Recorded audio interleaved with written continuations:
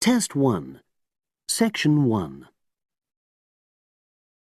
You will hear a woman being interviewed by a market researcher in a health club about her membership of the club.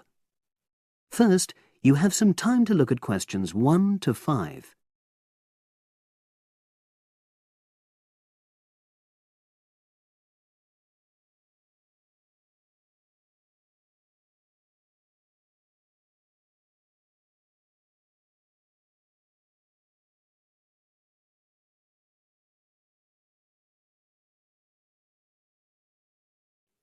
Now we shall begin. You should answer the questions as you listen, because you will not hear the recording a second time. Listen carefully and answer questions 1 to 5. Oh, excuse me. I wonder if you'd have the time to take part in some market research.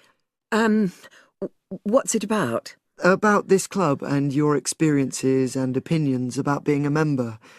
It'll take less than 5 minutes. Oh, OK then, as long as it's quick.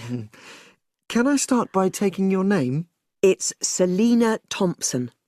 Is that Thompson? Yes. Okay, great. Thanks. And what do you do for a living? Well, I'm an accountant, but I'm between jobs at the moment. I understand. But that's the job I'll put down on the form. And would you mind my asking which age group you fall into? Below 30, 31 to 50, and above? Over 50, I think we can safely say. Great, thanks. And which type of membership do you have? Sorry, I'm not sure what you mean. Do you mean how long of... No, is it a single-person membership? Oh, right, no, it's a family membership. Thanks. And how long have you been a member? Ooh, let me see. I was certainly here 5 years ago, and it was probably 2 to 3 years more than that. Shall I put down 8? Oh, I remember now. It's 9, definitely. Sorry. No problem. I've got that. And the last question in this first part is, what brought you to the club? Sorry? How did you find out about the club? Did you see any ads? Well, I did actually, but I have to say I wasn't really attracted to the club because of that. It was through word of mouth. So you were recommended by a friend? Actually, my doctor. I'd been suffering from high blood pressure, and he said the club was very supportive of people with that condition, so I signed up. Great, thanks. Before you hear the rest of the conversation, you have some time to look at questions 6 to 10.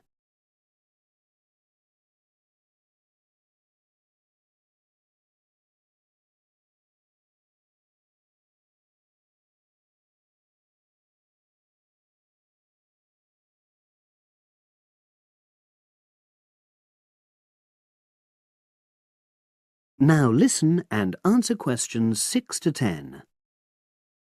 Now, for the second part of the form, I want to ask a bit more about your experience of the club. Sure. How often would you say you use the club? It varies enormously, depending on how busy I am. Of course. But on average, per month? I'd say it averages out at twice a week. OK, so 8 on average. Yeah, and 4 of those are aqua aerobics classes. That leads me to the next question. Would you say the swimming pool is the facility you make most use of? Fair to say that, yep. Right, thanks. And are there any facilities you don't use? One area I realise I've never used is the tennis courts. And there's one simple reason for that. You don't play tennis? Actually, I'm not bad at it. Oh. It's that I'm not happy having to pay extra for that privilege. Oh, right. I've made a note of that. Thanks. Now, in the last section, are there any suggestions or recommendations you have for improvements to the club? Only about health and fitness? Anything at all? Well, I'd like to see more social events. It isn't just a question of getting together for games or classes, but other things, you know. Yes, sure. And another thing that I was thinking when I had my yoga class in the gym last night, we were all sweltering in the heat, was that I think they should put in, Air conditioning. That's exactly what I mean. The rooms are really light and well designed, but they do need proper installations. Sure. Well, I've made a note of that. Good. So, is there anything else you'd like to suggest? About quality of service, for example? Oh, everyone's very nice here. They couldn't be more friendly and helpful. Oh, but I tell you what, it's a shame the restaurant isn't open in the evening on Saturday, and Sunday as well, for that matter. Oh. So the club should... open it later on those days. OK. Well, thank you very much. That's all the questions I have. That is the end of section 1. You now have half a minute to check your answers.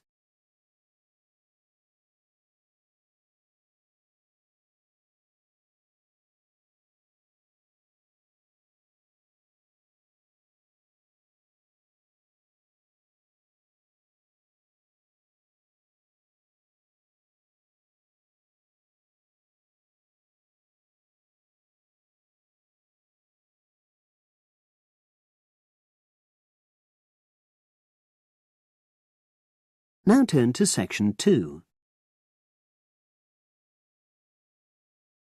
Test 1, section 2. You will hear a trainer giving a talk to people who want to learn outdoor survival skills. First, you have some time to look at questions 11 to 16.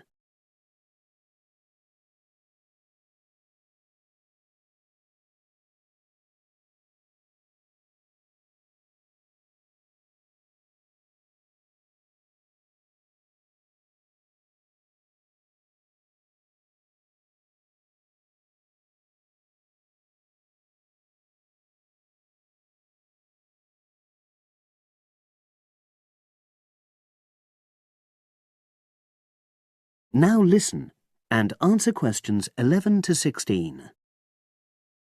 Good morning, everyone, and welcome to our outdoor survival program. As you know, this week you'll be learning some of the basic information and skills you need to look after yourself independently in the outdoors. These first 2 days will be based here in the classroom, and then we'll be taking a camping trip to put into practice some of the things you've learned. I'm going to start off with the topic of food. And to start with, I'll describe just 2 methods which we'll be putting into practice at our camp, and which make use of natural resources: the steam pit and the bamboo pot. I've got 2 posters here to make things clearer, and I'll start with the steam pit here. To make this, you'll need some dry sticks, some grass, some loose earth, and some stones. And for this week only, some matches. The first thing you do is to dig a shallow pit in the place you've chosen to do your cooking. Let's say about 25 centimeters deep and 30 centimeters wide. Your sticks have to be a bit wider than the pit because you have to put a line of them along the top from one end of the pit to the other. Before setting light to these, you take some large stones and arrange them on top. Then you start the fire and wait till the wooden platform burns through and the stones fall into the pit. At this point, brush away any pieces of hot ash from the stones. You can use a handful of grass, and then take another stick and push it down into the center of the pit, between the stones. After that, you cover the whole pit with a thick layer of grass. And then you can put your food on it, wrapped in more pieces of grass, like parcels. Finally, cover the whole thing with earth. You have to pat it firmly to seal the pit. Then all you have to do is take the stick out and pour a bit of water into the opening that it leaves. It should take about 4 hours for your food to cook, as it cooks slowly in the steam that's created inside the pit. Now you have some time to look at questions 17 to 20.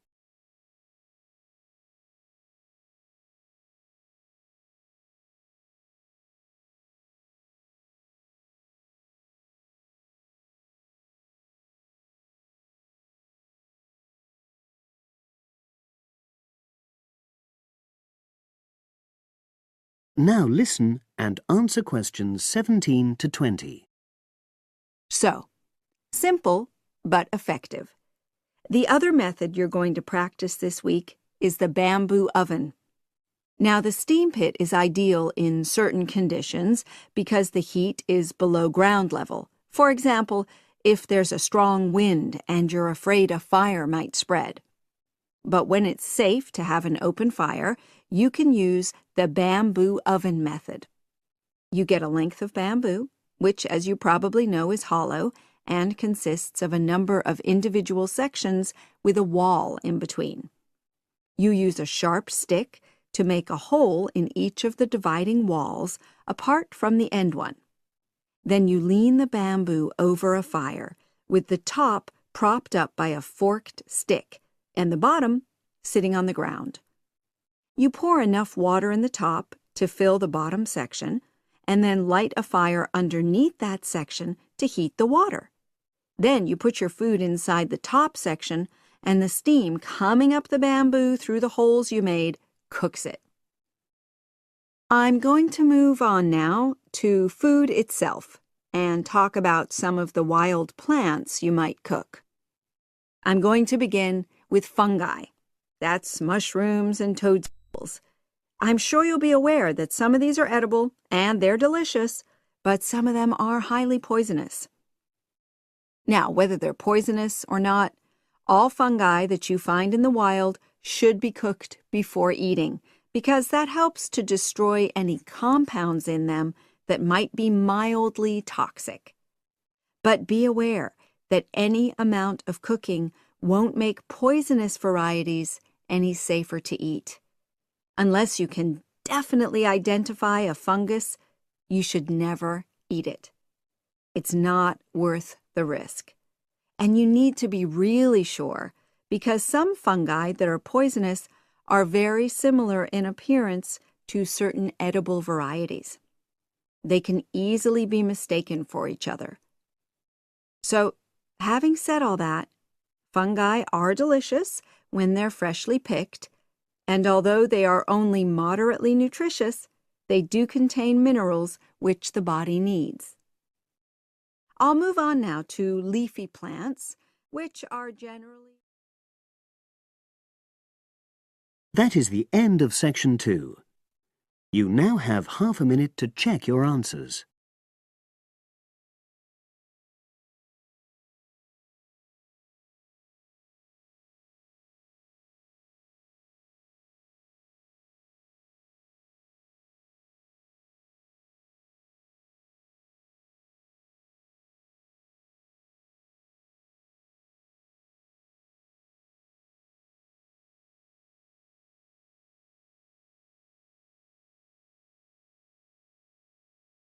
Now turn to section 3. Test 1. Section 3. You will hear a woman called Phoebe, who is training to be a teacher, talking to her tutor called Tony about research she has done in a school.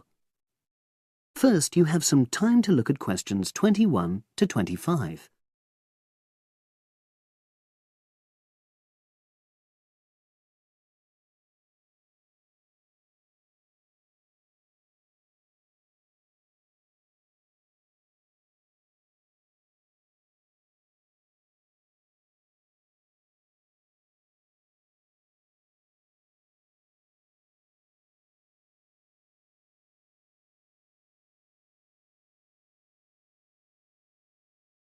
Now listen and answer questions 21 to 25. So, how did you get on with your school-based research, Phoebe? Well, it was exhausting, but really valuable. Good. What was the specific focus you chose? My title is attitudes towards study among 11 to 12-year-old pupils. Right, and what made you choose that focus? Well, that's a bit difficult. Lots of my classmates decided on their focus really early on, mainly on the basis of what they thought would help in their future career, in their first year's teaching. So that's what helped you decide? Actually, it was that I came across a book written by experienced teachers on student attitudes, and that motivated me to go for the topic. Okay. So what were your research questions or issues? Well, I wanted to look at the ways students responded to different teachers, particularly focusing on whether very strict teachers made teenagers less motivated. And from your research, did you find that was true? No, not from what I saw, from my 5 days observation, talking to people and so forth. Okay. We'll talk about the actual research methods in a moment, but before that, can you briefly summarise what your most striking findings are?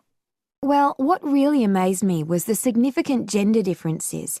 I didn't set out to focus on that, but I found that boys were much more positive about being at school. Girls were more impatient. They talked a lot about wanting to grow up and leave school. Very interesting. Yeah, it is. From doing the research, it was clear to me that you might start out to focus on one thing, but you pick up lots of unexpected insights. Right.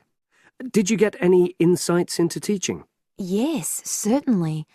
I was doing a lot of observations of the way kids with very different abilities collaborate on certain tasks, help each other. And I began to realise that the lessons were developing in really unexpected ways. So what conclusion do you draw from that? Well, I know it's necessary for teachers to prepare lessons carefully, but it's great if they also allow lessons to go their own ways. Good point. Now, I'm really pleased to see you doing this. Analysing and drawing conclusions based on data. But surely this isn't proper data. Because it's derived from such small-scale research.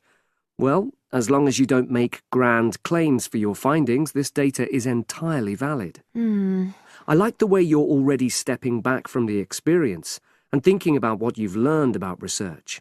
Well done. But I know I could have done it better. As you become more experienced, you'll find ways to reduce the risk of difficulties. Okay. Now you have some time to look at questions 26 to 30.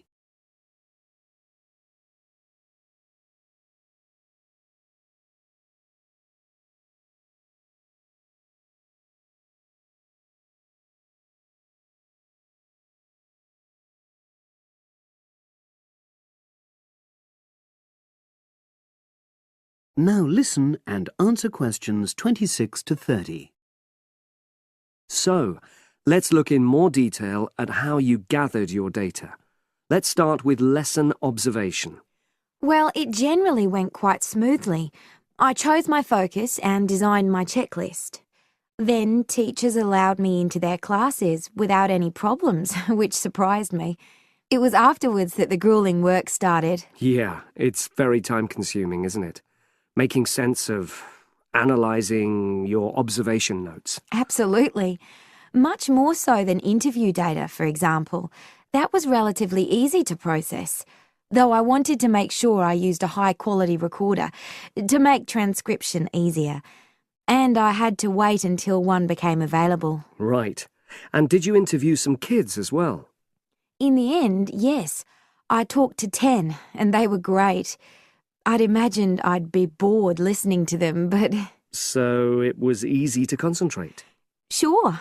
One of the teachers was a bit worried about the ethics, whether it was right to interview young pupils, and it took a while for him to agree to let me talk to 3 of the kids in his class, but he relented in the end. Good. What other methods did you use? I experimented with questionnaires, but I really regret that now. I decided to share the work with another student, but we had such different agendas it ended up taking twice as long. That's a shame. It might be worth you reflecting on ways you might improve on that for future projects. You're right, yeah. Okay. And the other thing I did was stills photography. I didn't take as many pictures as I'd hoped to. Lack of time? It's pretty easy just snapping away, but I wanted each snap to have a purpose, that would contribute to my research aims, and I found that difficult. Well, that's understandable, but remember... That is the end of section 3. You now have half a minute to check your answers.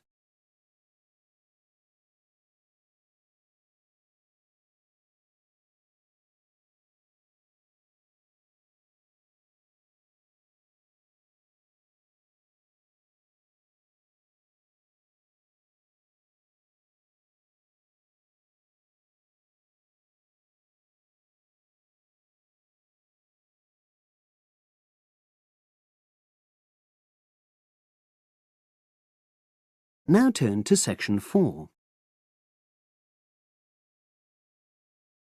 Test 1, section 4.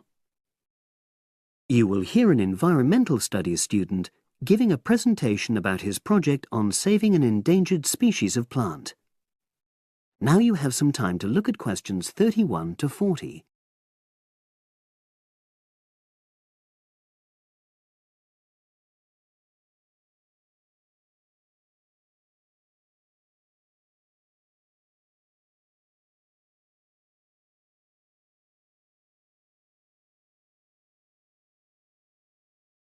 Now listen and answer questions 31 to 40. For my presentation, I'm going to summarise what I've found out about efforts to save one plant species, the juniper bush. It once flourished in Britain and throughout the world's temperate zones, but over the last few decades has declined considerably.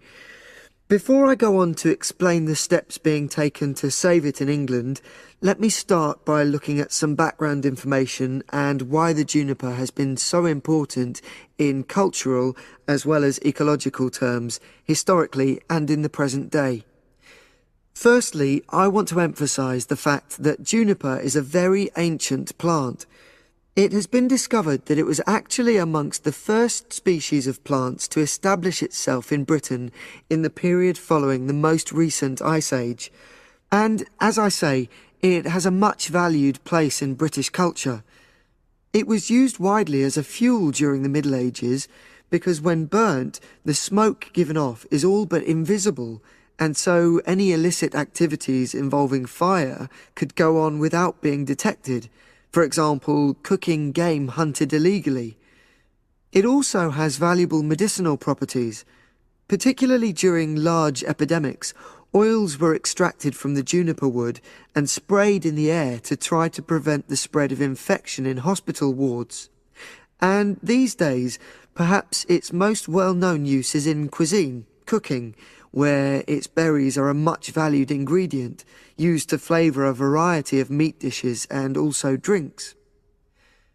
Turning now to ecological issues, juniper bushes play an important role in supporting other living things. If juniper bushes are wiped out, this would radically affect many different insect and also fungus species. We simply cannot afford to let this species die out.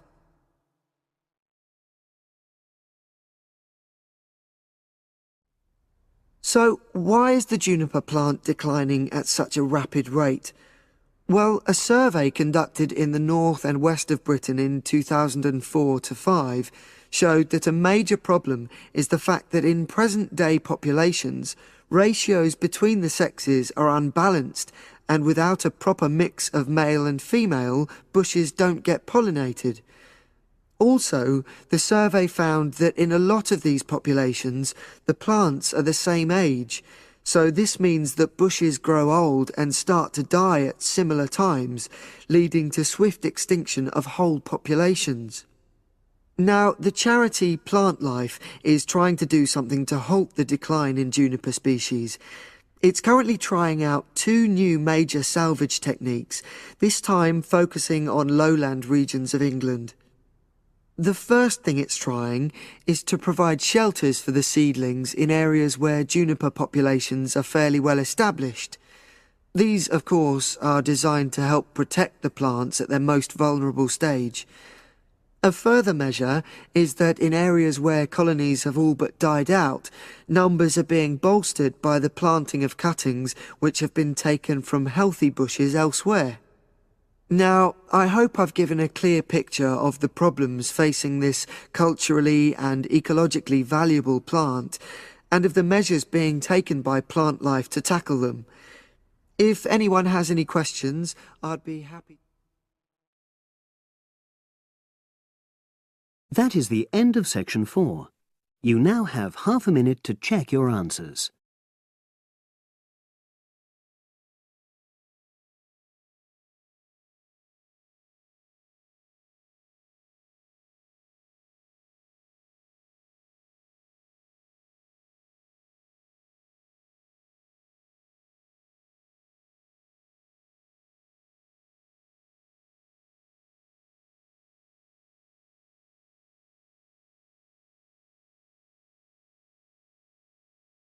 That is the end of the listening test. You now have 10 minutes to transfer your answers to the separate answer sheet.